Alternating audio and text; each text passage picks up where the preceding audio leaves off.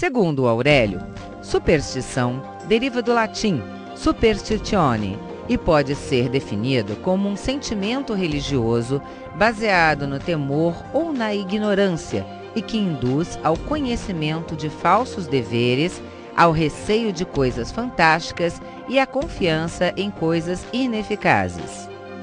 Também pode ser definido como crença em presságios tirados de fatos puramente fortuitos, ou ainda em apego exagerado ou infundado a qualquer coisa. Independente de definições, as superstições fazem parte da história da humanidade há milhares de anos, provavelmente desde que o homem passou a ter o entendimento de causa e efeito. Não existem registros históricos específicos, mas acredita-se que a superstição esteja intimamente ligada à religiosidade. A crença num ser superior, com poder de vida e morte sobre os homens, faz com que nasça o desejo de agradar, de fazer o que é certo. E como, materialmente falando, Deus não fala, os sinais se tornaram o caminho fundamental para esse contato.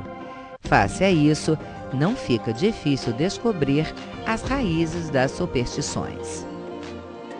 Os símbolos sagrados dos deuses antigos eram verdadeiros amuletos de proteção. Inscrições sagradas nas entradas dos templos, dos altares, não apenas ratificavam a posse daquele local pelo deus em questão, como também serviam para espantar os maus espíritos, ratificando então os primeiros sinais supersticiosos. Para os cristãos, a cruz é o símbolo principal da fé. Representando o martírio e a ressurreição de Cristo, é o maior amuleto sagrado da humanidade. Embora haja instrução de que as imagens não são sagradas, e sim o que elas de fato representam, não apenas os católicos, mas inúmeras outras religiões adotam imagem de seus santos e deuses principais para que os fiéis utilizem como instrumento de elevação espiritual e de concentração. Até mesmo as religiões que não adotam a adoração de imagem e amuletos como prática, também têm seus fetiches. A Bíblia, o livro mais vendido em todo o mundo e que é código-mor de todos os cristãos, independentemente da linha adotada, muitas vezes é carregada como uma espécie de amuleto. É a palavra de Deus que se faz matéria. Muitos fiéis a deixam aberta ao lado da cama ou mesmo na entrada da casa para que irradie os fluidos divinos de proteção.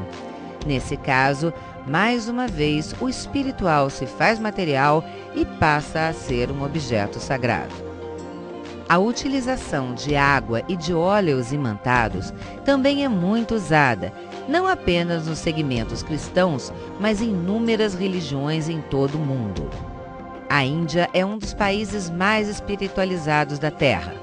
Tudo o que é feito tem que ter a bênção dos deuses. Para os ocidentais, algumas práticas assustam, bem como a aparência de alguns de seus deuses, mas tudo é perfeitamente explicado com base na total harmonização com a natureza. Novamente, temos o espiritual interagindo com o material. Os deuses hindus apresentam-se de formas diversas, normalmente agregando figuras humanas e de animais ou com múltiplos membros. Ganesh, um dos mais cultuados, é representado por um homem com cabeça de elefante. Hanuman tem o rosto de um macaco.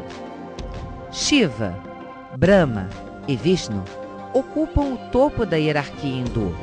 Shiva e Vishnu possuem 4 braços e inúmeros símbolos sagrados em suas representações. Já Brahma possui 4 faces, uma de cada lado da cabeça. No Brasil, o legado das religiões africanas também trouxe o culto às divindades, chamados também de encantados. Diferentemente dos deuses hindus, os orixás são representações dos seres humanos, ratificando 5.000 anos antes o que a Bíblia traria em Gênesis, capítulo 5, versículo 2. E Deus fez o homem à sua imagem e semelhança. Mas independentemente de qualquer crença religiosa, o fato é que a devoção precisa de retorno, de sinais, e a coincidência de alguns deles acaba criando alguma forma de superstição. Por outro lado, como na vida tudo é equilíbrio, se existem os amuletos de proteção, de energia positiva, também existem aqueles que são considerados azarados, negativos. E nesse caso, quase sempre quem paga o pato é o gato. Mas nem sempre o gato foi símbolo de má sorte, muito pelo contrário. No Antigo Egito, era considerado um ser divino, animal favorito da deusa Bastê, que era protetora dos lares, das mães e das crianças.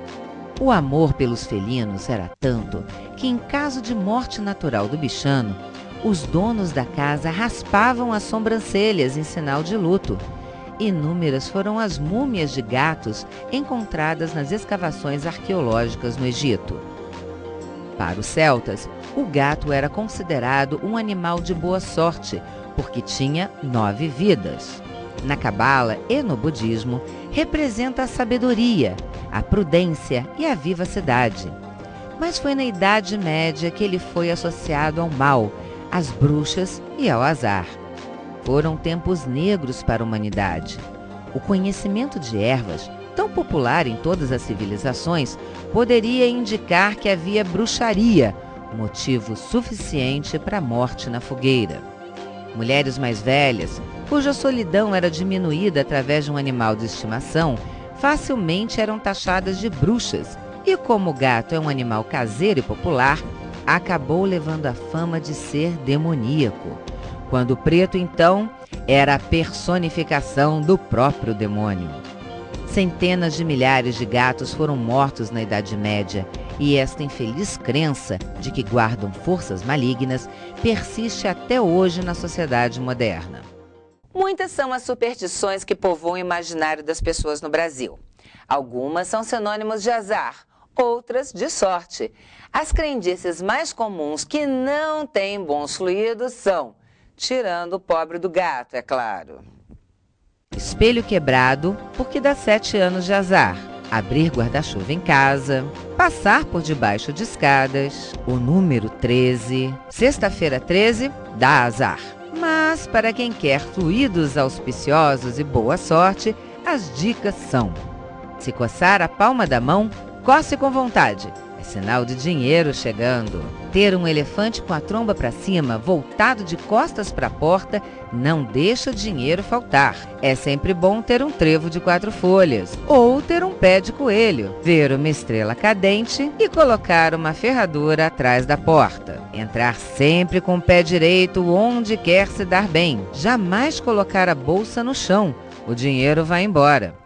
São tantas as crendices que, se fôssemos seguir à risca tudo que nos mandam, não teríamos tempo para mais nada. Mas, dentre todas as curiosidades, uma vem sendo explorada incansavelmente pela indústria cinematográfica: a maldição da sexta-feira 13. Mas você sabe como foi que surgiu esse medo? Existem inúmeras lendas espalhadas ao redor do mundo para explicar os maus fluidos desse dia. Uma das mais conhecidas é originada na própria Paixão de Cristo, crucificado numa sexta-feira. Fora isso, na véspera teve a Santa Ceia, com 13 participantes, e um deles, Judas Iscariotes, o traiu. Reforçando essa crença, na cultura nórdica, uma outra reunião com 13 participantes também terminaria em morte.